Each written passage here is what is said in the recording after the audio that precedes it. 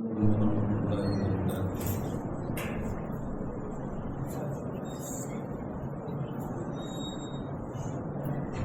بالله من الشيطان الرجيم. بسم الله الرحمن الرحيم.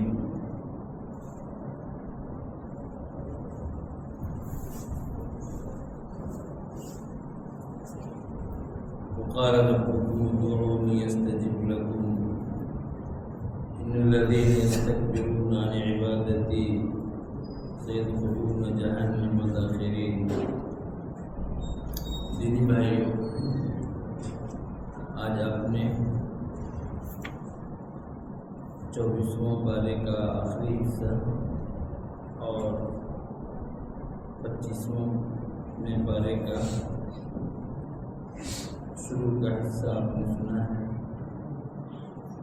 سورہ غافر یا سورہ مومن کی آیت نمبر 60 سے آج کی تلاوت شروع ہوئی ہے، اور جو پہلی آیت پڑھی گئی ہے اس میں اللہ رب العالمین نے دعا کرنے کا حکم دیا ہے اور اس بات کا وعدہ کیا ہے کہ مجھ سے مانگو گے تو میں تم کو دوں گا، تمہاری دعا کو قبول کروں گا.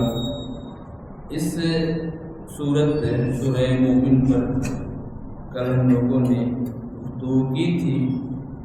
اس کے بعد جو سورت ہے وہ سورہ فصلت ہے. سورہ فصلت یا سورہ حامیم السجدہ یہ سورت ہے. اس سورت میں اللہ رب العالمین نے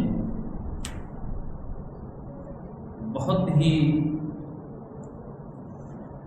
زیادہ تاکید کے ساتھ لوگوں کو استقامت اختیار کرنے کی تعلیم دی ہے کہ ایک انسان کے یہاں استقامت ہو. استقامت کا مطلب کیا ہے کہ آدمی سیدھی راہ پر جمع رہے. جس دین کو اس نے اختیار کر لیا، جو ایمان اس نے قبول کر لیا، اس پر وہ آدمی پورے طور پر جمع رہے. یہ نہیں کہ کوئی پریشانی آ گئی تھوڑی سی تو اب اس پریشانی کی وجہ سے وہ دین سے بیزار ہو گیا. اللہ رب العالمین نے اس سورت کے شروع میں بھی اس کی آیت نمبر 6 میں اللہ نے فرمایا فاستقیموا الیہ واستغفروہ، تم اپنے رب کے لیے، رب کے دین کے لیے استقامت کو اختیار کرو، یعنی بالکل اپنے رخ کو اپنے رب کی طرف سیدھا کر لو بالکل، اور واستغفروہ، اور اس سے استغفار کرتے رہو، اس سے استغفار کرو. اب دیکھیے اللہ رب العالمین نے استقامت کا حکم تو دیا، لیکن استقامت یہ ایک مشکل چیز ہے، بہت آسان نہیں ہے کہ ایک انسان ہر حالت میں اپنے دین پر جمع رہے. یہ بہت آسان نہیں ہے. اسی بنیاد پر اللہ نے اس کے بعد کیا فرمایا واستغفروہ، اس سے استغفار بھی کرتے رہو، اس سے استغفار بھی کرتے رہو. یہی وجہ ہے کہ مفسر لکھتے ہیں کہ استقامت کی غذا استغفار ہے.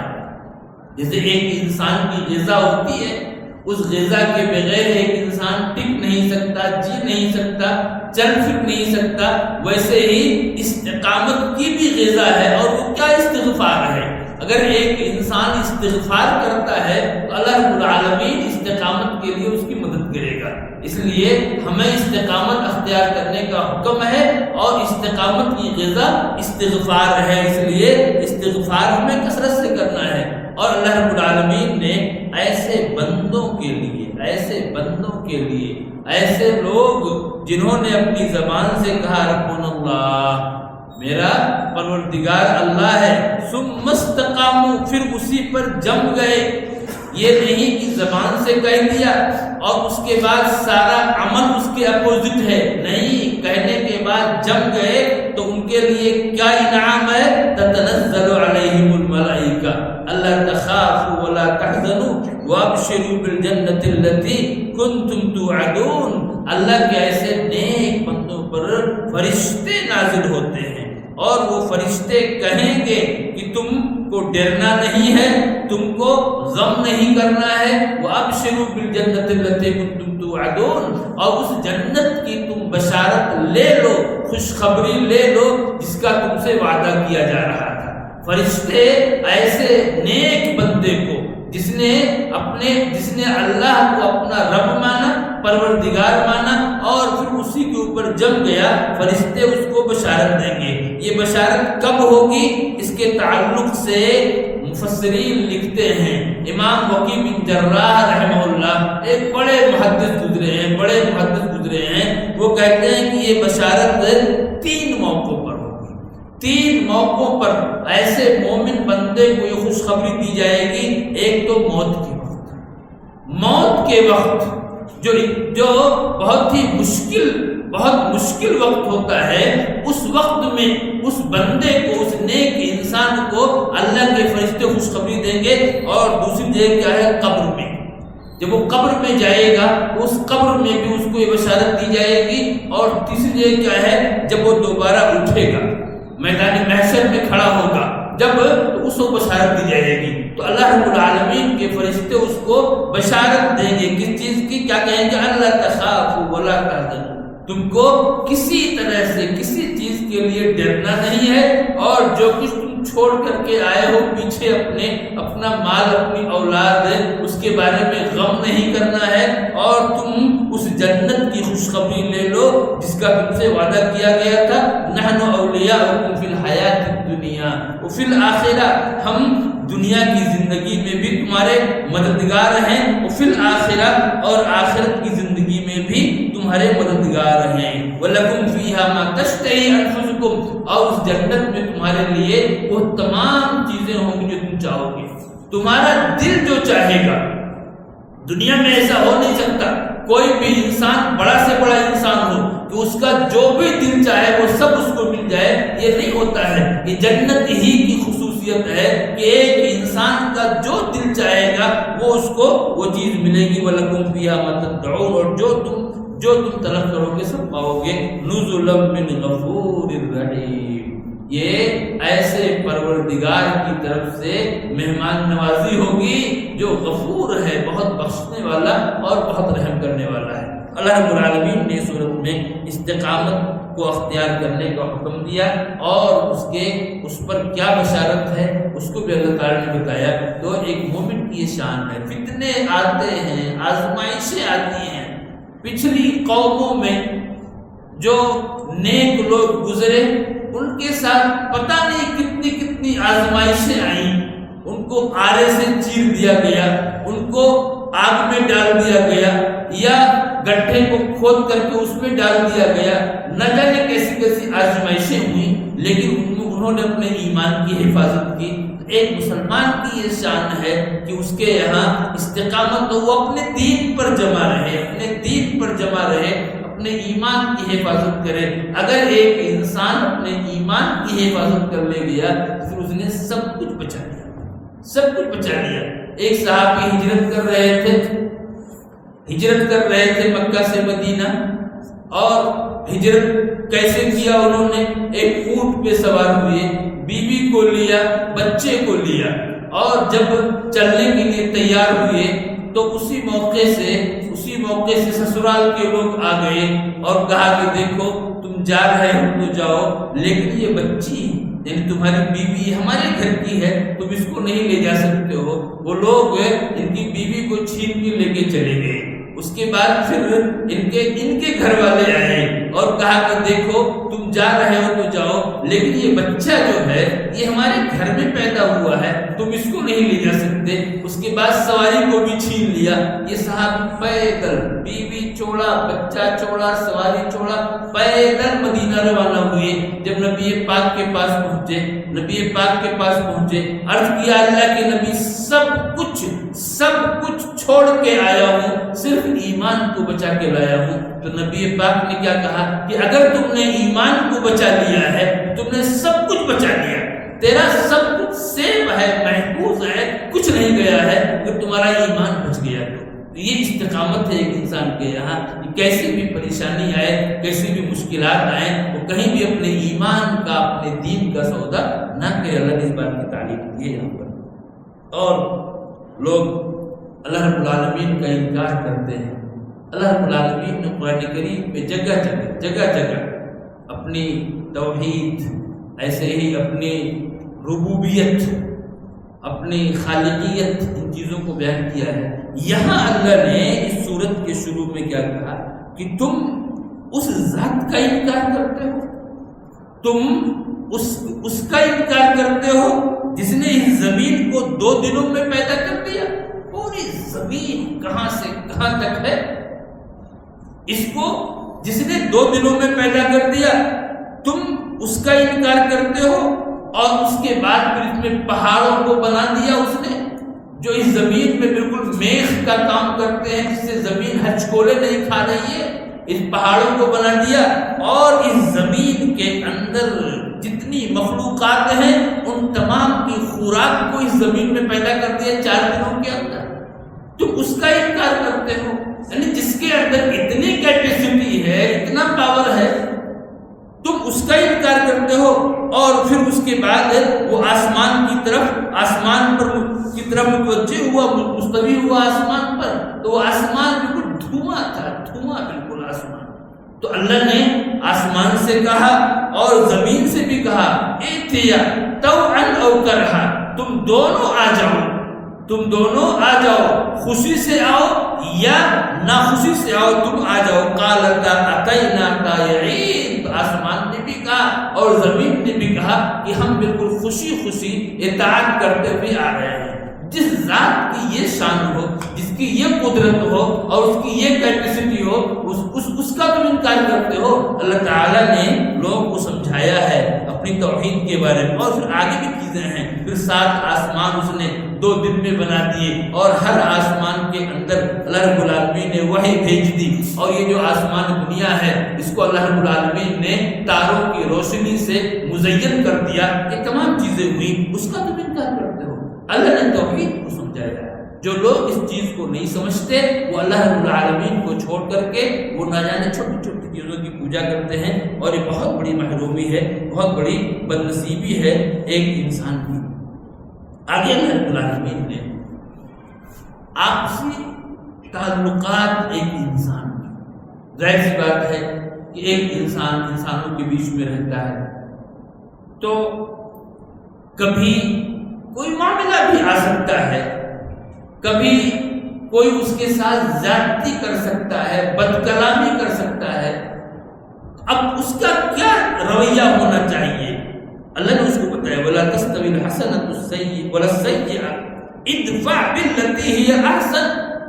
اللہ نے کیا کہا کہ اگر کوئی تمہارے ساتھ برا سلوک کرتا ہے تو تمہیں اس کے ساتھ برا سلوک نہیں کرنا ہے، بلکہ برائی کا جواب اچھائی سے دینا ہے، بھلائی سے دینا ہے۔ تمہارے ساتھ کسی نے اگر برا سلوک کیا ہے تو ضروری نہیں ہے کہ تم بھی برا سلوک کرو، بلکہ برائی کا جواب اچھائی سے دینا ہے۔ اگر تم ایسا کرو گے تو کیا ہوگا؟ فَإِذَا الَّذِي بَيْنَكَ وَبَيْنَهُ عَدَاوَةٌ كَأَنَّهُ وَلِيٌّ حَمِيمٌ، تو اس کا فائدہ کیا ہوگا کہ تمہارا جو دشمن ہے وہ تمہارا دوست بن جائے۔ آج کیا ہوتا ہے، ہماری دشمنی اگر کسی سے ہو گئی تو وہ دشمنی سالوں سال باقی رہتی ہے، سالوں سال، یہاں تک کہ اپنے قریبی لوگوں سے بھی اگر ہو گئی تو دشمنی جلدی ہٹتی نہیں ہے۔ کیوں؟ اس لیے کہ ہم نے اس قرآنی فارمولے کو ٹھکرا دیا ہے۔ ایک آدمی ادھر ٹن گیا، دوسرا ادھر ٹن گیا، اب دونوں کے بیچ دوری بڑھتی چلی جا رہی ہے۔ قرآن کہہ رہا ہے کہ اگر تمہارے ساتھ کسی نے برا برتاؤ کیا ہے، برا سلوک کیا ہے، تم اس کا جواب برائی سے مت دو، بلکہ اس کے ساتھ اگر اچھا سلوک تم کرو، اس کا فائدہ کیا ہوگا؟ وہ تمہارا دوست بن جائے گا، وہ تمہارا دوست بن جائے گا۔ لیکن قرآن نے آگے کیا کہا؟ یہ بہت آسان نہیں ہے، بہت آسان نہیں ہے یہ کہ کسی نے ہم کو ہمارے ساتھ برا کیا ہو ہم اس کے ساتھ اچھا کریں، یہ بہت آسان، بہت مشکل ہے، بہت مشکل ہے۔ قرآن کرو وَمَا يُلَقَّاهَا إِلَّا الَّذِينَ صَبَرُوا وَمَا يُلَقَّاهَا إِلَّا ذُو حَظٍّ عَظِيمٍ۔ یہ چیز سب کو نصیب نہیں ہوتی، یہ سب کو نصیب نہیں ہوتی، بلکہ یہ ان لوگوں کو نصیب ہوتی ہے جو صبر والے ہیں، اور ان کو نصیب ہوتی ہے جو بہت بڑے نصیبے والے ہیں، بہت بڑے نصیبے والے ہیں، بہت بڑے لوگ جو ہیں، اللہ کے جو بہت اہم امپارٹنٹ بندے ہوتے ہیں ان کو یہ چیز نصیب ہوتی ہے۔ ہر کس و ناکس کو، ہر آدمی کو نصیب نہیں ہوتی ہے۔ چنانچہ امام ابن تیمیہ رحمہ اللہ کے بارے میں، اللہ اکبر، ان کے واقعات کو پڑھیے، یعنی جو شخص ان کا بالکل سخت دشمن اور ان کی شکایت بادشاہ کے یہاں کرنے والا، ان کو تکلیف پہنچانے والا، ابن تیمیہ کی دعوت کے سامنے رکاوٹ بننے والا، ایسے شخص کو بھی انہوں نے معاف کر دیا، اور جب وہ شخص مشکل میں پڑا تو اس کو ابن تیمیہ ہی نے بچایا۔ یعنی بجائے اس کے کہ اپنے دشمن سے بدلہ لے، نہیں، بلکہ اس دشمن کو بچایا، بادشاہ کے یہاں سفارش کی دشمن کی کہ اس کو معاف کر دیا جائے۔ اس طرح کی چیزیں سب کو نصیب ہوئی، بہت اہم چیز ہے، اور یہ قرآنی فارمولہ ہے، ہمیں اس کو اختیار کرنے کی ضرورت ہے۔ اللہ تعالیٰ ہم سب کو اس کی توفیق ارزانی فرمائے۔ آگے ہمارے سامنے سورہ شورا ہے۔ شورا کا مطلب کیا ہے؟ مشورہ کرنا، اور انسان کی زندگی میں مشورے کی بہت زیادہ اہمیت ہے۔ اللہ رب العالمین نے اس نام سے ایک پوری سورت نازل فرما دی، اور یہ کتنا اہم ہے، ایک چھوٹے لیبل سے اوپر تک آپ دیکھیے، چھوٹا سا گھر بھی اگر اس گھر میں مشورہ نہیں ہے تو وہ گھر ٹوٹ جاتا ہے، بکھر جاتا ہے، اور اس گھر سے اوپر آپ اٹھیں گے تو آپ کو یہ چیز دکھے گی کہ اگر اس کے افراد ایک دوسرے سے مشورہ نہیں کرتے تو وہ زیادہ دن تک وہ گھر نہیں چلے گا، وہ کمپنی نہیں چلے گی، اور اسی طریقے سے وہ کارخانے نہیں چلیں گے۔ یہ چیزیں نہیں ہوتی۔ اللہ رب العالمین نے یہاں پر اس کی تعلیم دی ہے اس صورت کے اندر، خاص طور سے مشورے کی، اور اس صورت میں 3 آیتیں ایسی ہیں، 3 آیتیں، جن 3 آیتوں کے بارے میں مفسر لکھتے ہیں کہ اگر امت ان 3 آیتوں کو سمجھ جائے، مسلمان اگر ان 3 آیتوں کو سمجھ جائیں تو وہ کامیاب ہو جائیں۔ 3 آیتیں، ایک آیت ہے کہ وَمَا اخْتَلَفْتُمْ فِيهِ مِنْ شَيْءٍ فَحُكْمُهُ إِلَى اللَّهِ، جہاں کہیں جس چیز میں تمہارا اختلاف ہو جائے، جس چیز میں بھی اختلاف ہو جائے تو اس کو تم اللہ کے سپرد کر دو۔ اس اختلاف کا حل کیا ہے اس کو اللہ رب العالمین سے تم معلوم کرو، پہلی چیز تو یہ ہے۔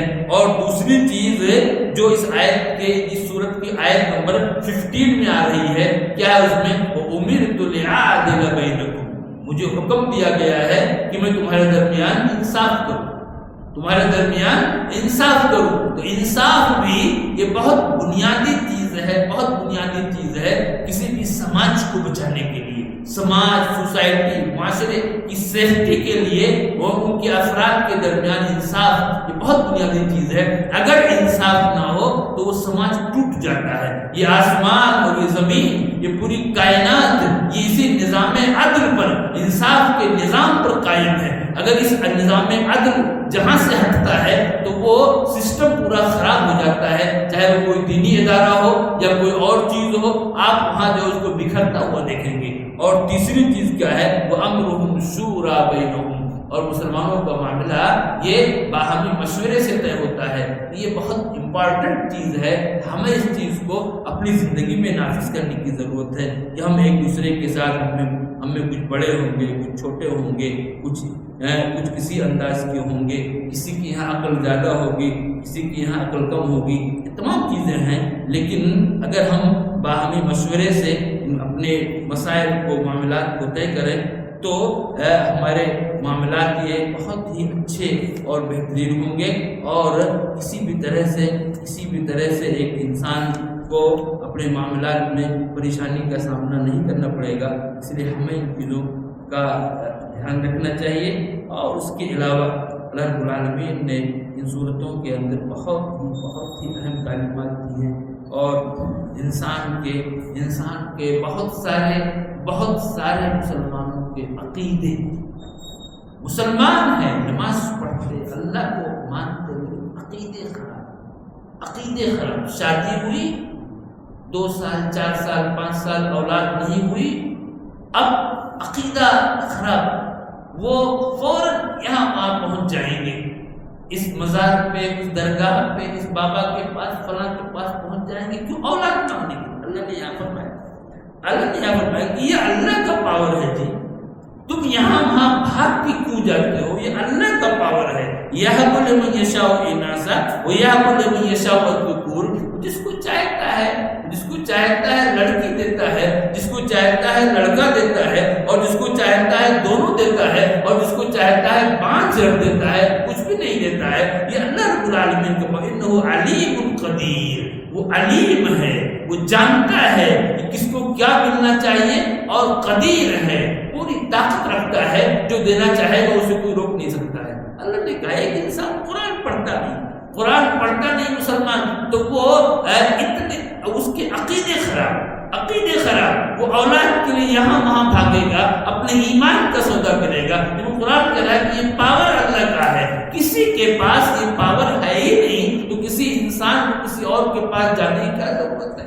انبیاء کرام کے واقعات کو ہم نے سنا کہ کیسے ان انبیاء نے دعا کی. زکریا علیہ السلام نے بڑھاپے میں دعا کی اولاد کے لیے، دعا کی اللہ نے کو اولاد دی. ابراہیم علیہ السلام کو اللہ نے بڑھاپے میں اولاد دی. جب ساری طاقت میرے رب کے پاس ہے تو رب کو چھوڑ کر کے کسی اور کے پاس جانا یہ انسان کی بیوقوفی اور اس کی حماقت نہیں ہے تو اور کیا ہے اس کے علاوہ؟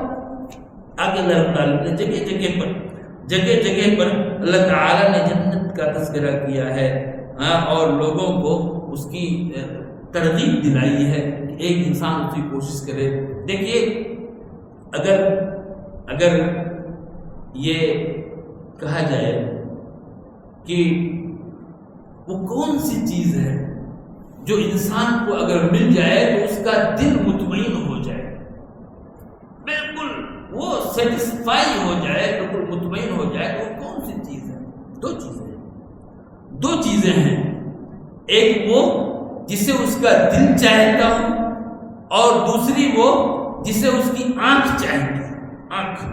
آنکھوں کی بھی اپنی ایک لذت ہے، اور اس کے علاوہ اس کے دل کی بھی اپنی چاہت ہے ایک انسان کی. یہ 2 چیزیں اگر ایک انسان کو مل جاتی ہیں، جو چیز اس کا دل چاہ رہا ہے وہ مل جائے اس کو، اور جو اس کی آنکھ چاہ رہی ہے وہ مل جائے اس کو، تو ایک انسان بالکل مطمئن ہوگا، بالکل.